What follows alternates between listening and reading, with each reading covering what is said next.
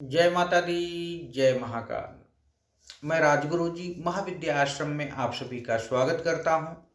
आज मैं आप लोगों के लिए माँ भगवती दुर्गा का साधना प्रयोग लेके उपस्थित हुआ हूं। आपके बार बार फोन आ रहे थे, मैसेज आ रहे थे, गुरु जी आप हर प्रकार की साधनाएं बताते हैं लेकिन माँ दुर्गा के बारे में कोई साधना नहीं देते। हालांकि मैंने 2-3 साधनाएं दी हैं, लेकिन यह साधना अद्भुत साधना प्रयोग है। इस साधना को करके साधक अपने जीवन के समस्त प्रकार के सर्व दोषों से मुक्ति प्राप्त कर सकता है। यह माँ दुर्गा का सर्व दोष नाशक साधना प्रयोग अद्भुत प्रयोग है। भगवती दुर्गा का रूप अपने आप में साधकों के मध्य हमेशा ही अत्यधिक रूप से प्रचलित रहा है। बुराई पर अच्छाई की जीत का प्रतीक है यह देवी।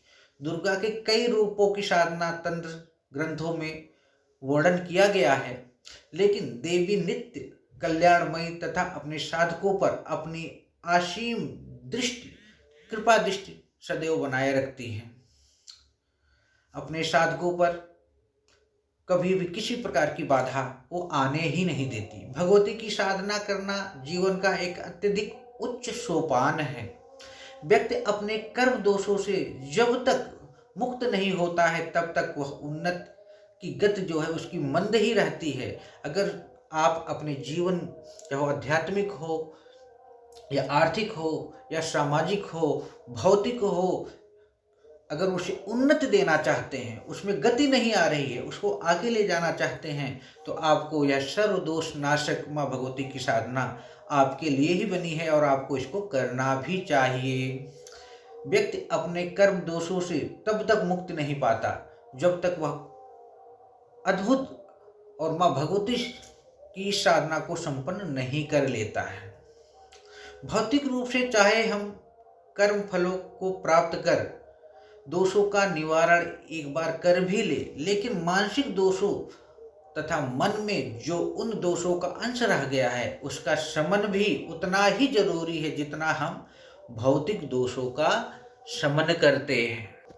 कई बार क्या होता है कि कोई व्यक्ति या कोई साधक या सामान्य साधक कई बार अत्यधिक परिश्रम के बाद भी सफलता को प्राप्त नहीं कर सकता है या नहीं पाता है, या फिर कोई ना कोई बाधा व्यक्ति के सामने आती ही रहती है, या ग्रह से संबंधित है या तंत्र से संबंधित है या शत्रु से संबंधित है, चाहे अंदर हो या बाहर हो या रोग से रिलेटेड बाधा है, व्यक्ति उससे निकल नहीं पाता है। कुछ न कुछ समस्याएं उसके जीवन में आती ही रहती हैं, या फिर परिवारजनों से अचानक ही अनबन होती रहती है। इन सब के पीछे कहीं न कहीं व्यक्ति के वे दोष शामिल होते हैं जो कि पाप कर्मों के आचरण से उन पर हावी हो जाते हैं, चाहे वह इस जन्म से संबंधित हो या अगले या पूर्व जन्म से संबंधित हो। कर्म की गति न्यारी है, लेकिन साधना का भी अपने आप में एक विशेष महत्व है।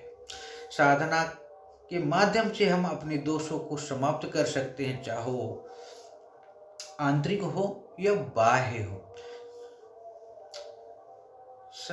इस प्रकार की साधना जो मैं माँ भगवती की आपको प्रदान करने वाला हूँ, इस भगवती की साधना मात्र करने से जातक साधकों के जितने भी रोग हैं, कष्ट हैं, बीमारी हैं, वो स्वतः ही नाश हो जाते हैं। इस महत्वपूर्ण साधना को संपन्न करने पर साधक की भौतिक और आध्यात्मिक गति जो मंद हो गई होती वह तीव्र हो जाती है तथा साधक की समस्त बाधाओं का अंत कर देती है और साधक को दोष मुक्त कर निर्मल चित्त युक्त बना देती है। आगे के सभी कार्यों में देवी कृपा जो साधक को मिलनी चाहिए थी वह साधक को प्राप्त होने लगती है और माँ साधक के सभी कार्यों में सहायक होकर उसका कल्याण करती है। इस साधना को करने से साधक के पास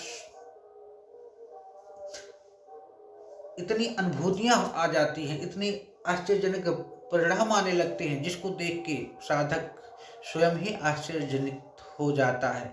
इसको करना कैसे है? सामने चौकी पे लाल कपड़ा बिछाकर माँ भगवती का यंत्र जो पहले से ही आप अपने किसी योग्य व्यक्ति या गुरु से बनवाकर प्राण प्रतिष्ठित मंत्र सिद्ध चैतन्य संकल्पित प्राप्त कर लें और सामने स्थापित कर दें। यह साधना किसी भी रविवार से आपको शुरू करनी है और रात्रिकालीन साधना है। साधक लाल वस्त्र पहनकर लाल आसन पर बैठकर देवी का पूजन करे, दीपक जला के पंचोपचार ढंग से पूजन कर ले। एक माला गुरु का, एक माला गणपति का, एक माला भैरव का मंत्र का जाप करे। संकल्प करे कि मैं कर रहा हूँ, मेरी मनोकामना पूर्ण कीजिए, कोई दिक्कत परेशानी हो तो दूर कीजिए। कुल देवी कुल देवता का आवाहन करे, भैरव का आवाहन करे। साधक चाहे तो यह 51 माला मंत्र का जाप कर सकता है दिशा उत्तर की तरफ रखकर, या साधक चाहे तो 11 माला या 21 माला भी कर सकता है। दिशा इस साधना में उत्तर की तरफ ही होगा। मंत्र बड़ा सरल है, बहुत छोटा मंत्र है माँ दुर्गा का। ओम दुम सर्वदोष शमनाय सिंहवासिनी नमः। मंत्र मैं डिस्क्रिप्शन में दे दूंगा, वहां जाके आप देख सकते हो। यह साधना 11 दिन की साधना है। 11वें दिन साधक को मंत्र जाप के बाद शुद्ध घी से 108 आहूत दे देनी है। यही मंत्र से अग्नि में प्रदान करे तो ज़्यादा अच्छा है। साधना काल में कमल की सुगंध आने लगे तो साधक को समझ लेना चाहिए कि माँ का आवागमन हो गया है। माँ स्वयं ही आके अपने साधक को आशीर्वाद दे रही हैं। नहीं, अगर माँ का दर्शन होता है तो उनका प्रतिबिंब जरूर दिखाई देगा, उनका आभास आपको जरूर महसूस होगा। साधना के दिनों में ही साधक को शरीर निर्मल हो जाता है, मन शांत हो जाता है, घर में सुख शांति आने लगती है। साधक के अंदर धीरता और गंभीरता जैसी भावनाएं प्रगाढ़ होने लगती हैं, मन निर्मल हो जाता है। साधक के अंदर के काम, क्रोध, मोह, माया, द्वेष, ईर्ष्या, वासना जैसी चीजें निकल कर साधक के मन के विकार समाप्त कर साधक की कुंडलियां जागृत होने लगती हैं। यह साधना सरल है, सुगम है और हर प्रकार के साधक इसको कर सकते हैं। 11 दिन की साधना है। मंत्र इतना सरल और छोटा है कि इसे सभी प्रकार के मानव कर सकते हैं। ओम दुम सर्वदोष शमन नाय सिंहवासिनी नमः। मंत्र मैं डिस्क्रिप्शन में दे दूंगा। कोई दिक्कत होती है, परेशानी होती है तो आप हमसे या हमारे महाविद्या आश्रम से भी संपर्क कर सकते हैं, या अपने आसपास किसी योग गुरु से भी संपर्क कर सकते हैं। इसी के साथ मैं आपसे विदा लेता हूँ कि आप हमारे महाविद्या चैनल को लाइक करें, शेयर करें, सब्सक्राइब करें। जय माता दी, जय महाकाल।